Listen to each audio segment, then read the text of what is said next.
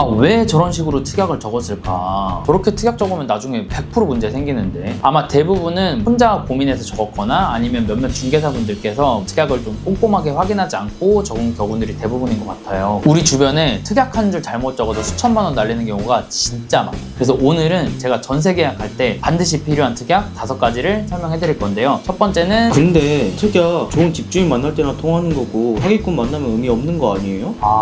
그거는 네.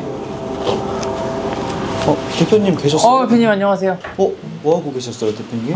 저 이사 가야 돼가지고 지금 특약 적은 걸 좀 보고 있었어요. 특약? 네. 잠깐만요, 대표님. 왜요? 특약이 A4 한 바가지인데요? 아이, 이 정도는 적어줘야죠.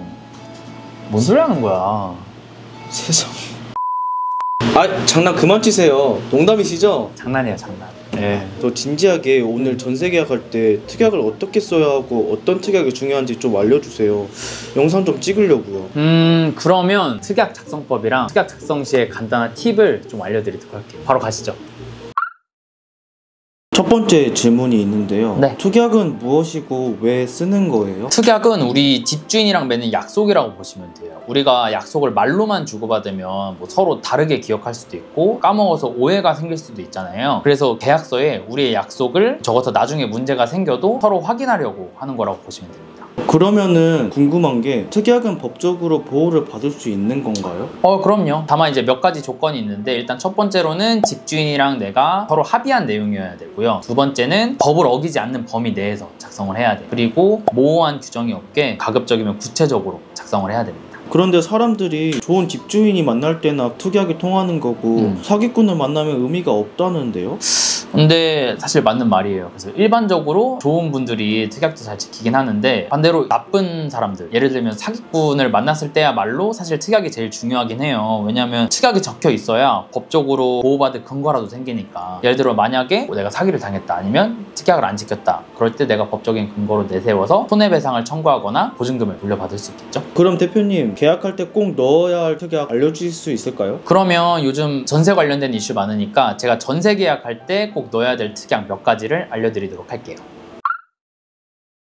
일단은 선순위 근저당권 말소에 대한 내용이 있는데요. 전셋집 알아보면 아시겠지만 사실 대출 없는 집 거의 없잖아요. 우리가 아파트 살 때도 마찬가지지만 대출 거의 다 받으시잖아요. 내가 계약하는 집에 선순위 근저당권이 있는데 만약에 집이 경매에 넘어가게 되면 경매 낙찰가에서 이 근저당권 먼저 받고 내 보증금을 받을 수가 있어요. 그렇기 때문에 근저당권이 과한 경우에는 제가 보증금을 못 돌려받을 수 있거든요. 그래서 이런 경우에는 우리가 특약으로 사장님 잔금이랑 동시에 근저당권 말소해주세요, 아니면은 계약 무효고 돈 받으신 거 돌려주셔야 돼요, 이런 내용의 특약을 넣어주면 좋아요. 사실은 빌라나 오피스텔, 아파트 같은 호수마다 주인 다른 경우 있잖아요. 다세대 주택에 한정되긴 해요. 왜냐면 우리 건물의 주인 한 사람인 경우 있죠. 다가구 주택이나 단독주택 같은 경우에, 이런 경우에는 건물도 비싸고 근저당권도 많이 잡혀있는 경우가 많아요. 예를 들어 근저당권이 10억인데 내 전세금이 1억이야. 그럼 내가 1억 넣는다고 10억짜리 근저당권 말소 안 해준단 말이에요. 그렇기 때문에 이런 경우는 우리가 시세 대비해서 선순위 근저당권이나 아니면은 선순위 보증금이 몇 프로 있는지를 꼭 확인해 보시고 계약하셔야 됩니다. 그러면은 선순위 근저당권은 어디서 확인할 수 있어요? 지난번에도 말씀드렸다시피 등기로 확인해 볼 수 있어요. 다음으로는 이제 대출 승인 관련된 부분이 있는데, 우리 전세로 들어가시는 분들 대부분 다 전세 대출 이용하시잖아요. 내 문제는 없는데 집 문제로 해서 대출이 안 나오는 경우들이 있거든요. 예를 들면 집의 용도가 주택이 아니라 근린생활시설로 되어 있으면 대출이 안 나오고, 두 번째는 은행에서 판단했을 때 집에 빚이 많아서 대출을 안 내주는 경우가 있어요. 만약에 내 문제가 아니라 집 문제로 대출이 안 나왔는데 계약금 날리면 억울하잖아요. 그래서 이럴 때는 우리가 특약으로 사장님 제 문제가 아니고 다른 문제로 대출이 안 됐을 때는 계약금 반환해주세요 라는 특약을 넣어주면 좋습니다.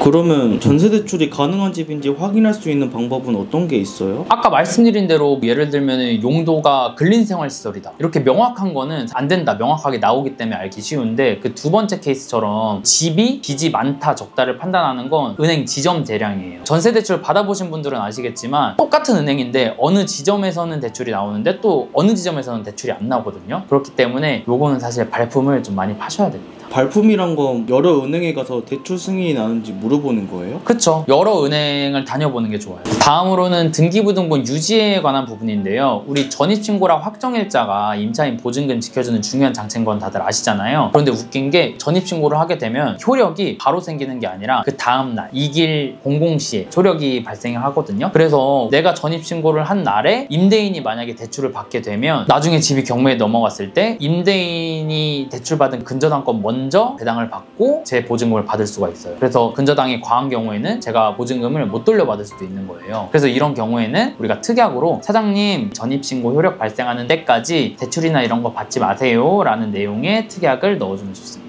그러면 전입신고와 확정일자 신청을 잔금일보다 미리 할 수는 없나요? 그러니까 많은 분들이 전입신고랑 확정일자가 어떤 건지 조금 헷갈리실 수도 있는데, 일단 확정일자는 뭐냐면 나 이날 계약서 썼어 이 말이고, 전입신고는 나 이 집 들어왔어 이 말이거든요. 그렇기 때문에 확정일자는 우리가 잔금일 전에 받을 수 있지만 전입신고는 원칙적으로 잔금일부터 할 수 있어요. 그러면 잔금일날 근저당권을 넣으면 대놓고 사기치겠다는 의도예요? 그런 사람은 이제 법의 심판을 받아야죠. 다음으로는 이제 세금 관련된 특약인데, 만약에 집이 뭐 강제로 팔리거나 경매에 넘어가거나 하면은 돈을 아무렇게나 안 돌려줘요. 돈을 돌려주는 순서가 있거든요. 근데 일단 첫 번째로는 세금이 먼저 빠져나가요. 그리고 두 번째는 내 보증금보다 우선했던 선순위 근저당권 이런 것들이 빠지고, 그리고 나서 내 보증금을 돌려받을 수 있는 거예요. 만약 예를 들어서 임대인이 세금 체납이 2억이 있고 근저당권은 없어요. 그리고 내 보증금이 1억이다. 이렇게 해서 집을 계약을 했는데, 이 집이 만약에 2억에 팔리게 되면 아까 세금 체납 2억 있다고 했잖아요. 그럼 그 2억이 이 세금 체납 2억으로 다 빠지고 근저당권이 없어도 내가 돈을 못 돌려받는 거예요. 그래서 이제 세금 체납된 거를 꼭 확인을 해야 돼요. 그래서 이런 경우에는 특약으로 사장님 잔금 때까지 세금 체납된 거 다 안 내시면 계약 무효입니다. 돈 돌려주셔야 됩니다. 이런 내용의 특약을 넣어주는 게 좋습니다. 그러면 집주인의 세금 체납 이력을 계약 전에 확인할 수 있는 방법이 있어요?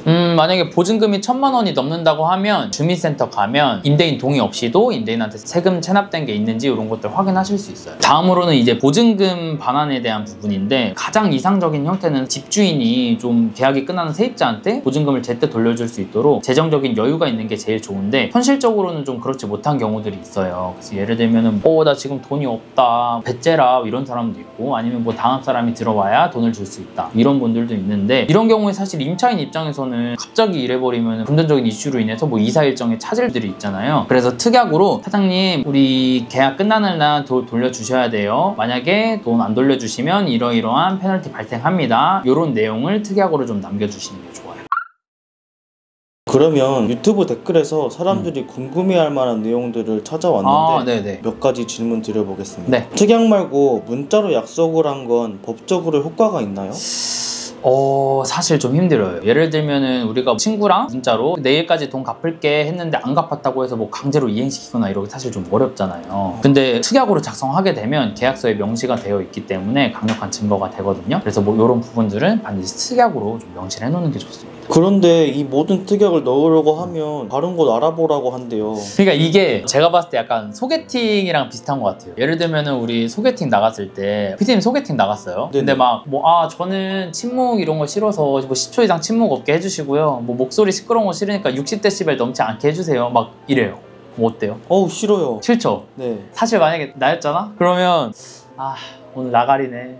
오늘 코인 노래방 갔다가 뭐 랭게임이나 돌려야겠다. 바로 이런 생각 한단 말이에요. 그쵸. 이거랑 비슷한 것 같아요. 그래서 우리 임차인 입장에서도 까다로운 임대인 싫잖아요. 임대인 입장에서도 까다로운 임차인 싫거든요. 이런 경우에는 특약 대신에 녹음을 활용하는 방법도 좋을 것 같아요. 계약 과정에서 중요한 내용을 녹취를 해서 나중에 문제가 생겼을 때 참고 자료로 사용될 수 있으니까 뭐 이런 부분도 참고하시면 좋을 것 같습니다. 그러면은 계약 당시에는 몰랐는데 저에게 불리한 특약이 있으면 어떡해요? 사실 임차인한테 불리한 특약은 대부분 무효예요. 예를 들면은 임대인이 여유가 될 때 잔금을 돌려주기로 한다, 뭐 이런 말도 안 되는 특약이 만약에 넣었다고 해도 우리 법에서는 임차인의 기본권을 제한하는 이런 내용에 대해서는 무효로 적용되기 때문에 이 부분은 크게 걱정 안 하셔도 될 것 같습니다. 다행이네요.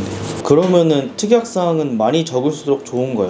그러니까 이게 앞에서 말씀드렸지만 특약을 많이 적는 게 이론적으로는 좋지만 현실적으로는 사실 그렇지 못한 경우들이 많아요. 모든 케이스를 다 다 적을 수도 없을 뿐더러 필요한 특약을 계속 넣으려고 하다가 이제 계약이 안 되는 경우들도 있거든요. 그렇기 때문에 반드시 필요한 특약 2-3개 정도만 우선적으로 넣으시고 뭐 예를 들면은 뭐 선순위 근저당권 말소라든지 아니면 뭐 세금 완납 그리고 보증금 즉시 반환 같은 핵심적인 항목들을 우선적으로 넣는 게 좋죠. 그래서 중요한 내용만 명확하게 작성하는 게 중요하다고 생각합니다. 그러면은 특약상 작성은 혼자 해도 괜찮아요? 뭐 특약 작성 혼자 하셔도 돼요. 그런데 뭐 법적인 용어나 아니면 문구가 좀 익숙하지 않으시면 저 같은 중개사나 아니면 법조인 분들의 도움을 받는 게 좋습니다. 오늘은 전세 계약 시에 필수적으로 넣어야 할 특약 5가지 말씀드렸는데요. 특약 같은 경우에는 사전에 꼼꼼하게 준비하시면 불이익도 막을 수 있고 집주인이 약속을 어겼을 때 효과적으로 대응할 수 있는 장치니까요. 여러분께서도 이 영상 보시고 나한테 필요한 특약이 뭔지 고민해보시면 훨씬 더 안전한 계약을 하실 수 있을 겁니다. 그리고 영상이 도움이 되셨다면 주변에 전세 계약 앞둔 분들한테 영상 꼭 공유해주시고 구독, 좋아요, 알람 설정도 꼭 부탁드립니다. 감사합니다.